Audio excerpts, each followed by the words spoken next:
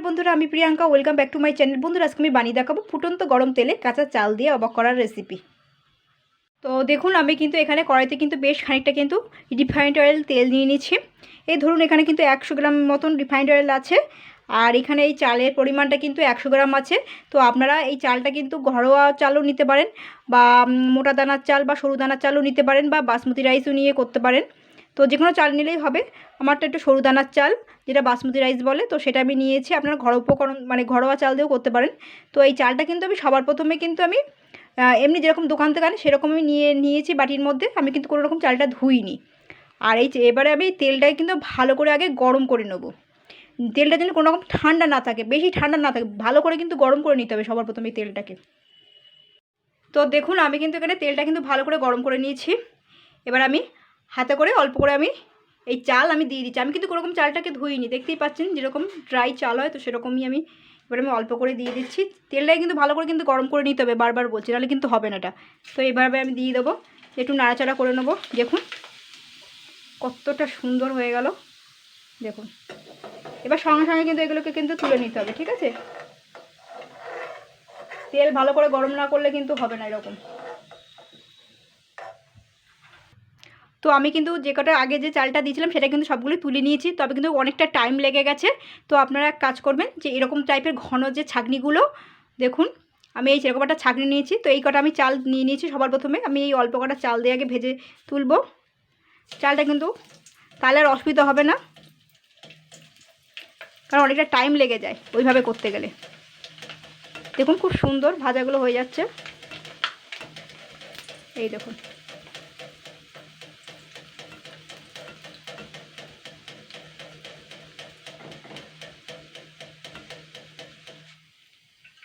কি সুন্দর ভাজা হয়ে গেল দেখুন চালগুলো।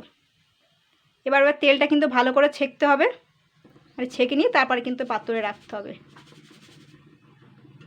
দেখুন আমি কিন্তু এই দেখুন আগে চালগুলো তুলেছিলাম, তো এই চালগুলো কিন্তু লাল লাল মতন হয়ে গেছে। কেন বলুন তো, অনেকটা তুলতে টাইম লেগে গেছে। তো আপনারা এই ছাঁকনির মধ্যে করে করার চেষ্টা করবেন। তো আমি নিয়ে নিলাম খানিকটা, এবার আমি আবারও খানিকটা দেবো।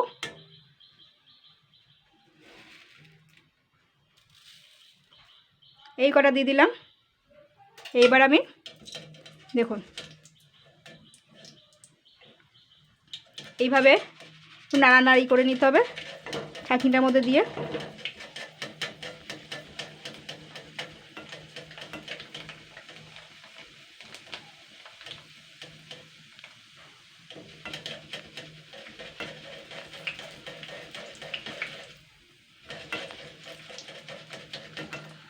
দেখুন কতটা সুন্দর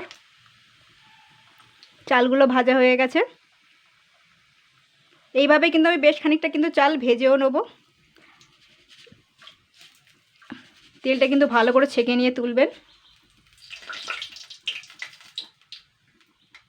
এবার আমি বেশ খানিকটা কিন্তু কাঁচা বাদাম আর সবুজ বুট ভেজে নেব। এইভাবে থাকবে, খানিকক্ষণ হালকা করে ভেজে নেব বাদাম আর সবুজ বুটগুলো।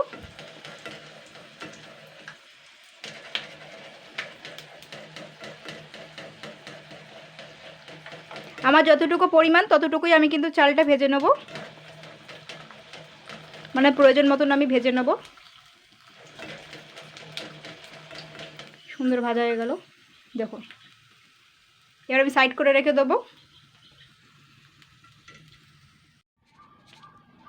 দেখুন এগুলো চালগুলো কিন্তু সমস্ত ভাজা হয়ে গেছে।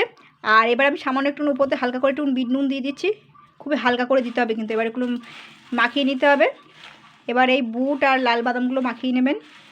এইবারে খাওয়া যাবে এইগুলো, তো বাচ্চারা কিন্তু খুবই পছন্দ করবে এইগুলো। তো এইভাবে ট্রাই করবেন ফুটন্ত গরম তেলে কাঁচা চাল দিয়ে।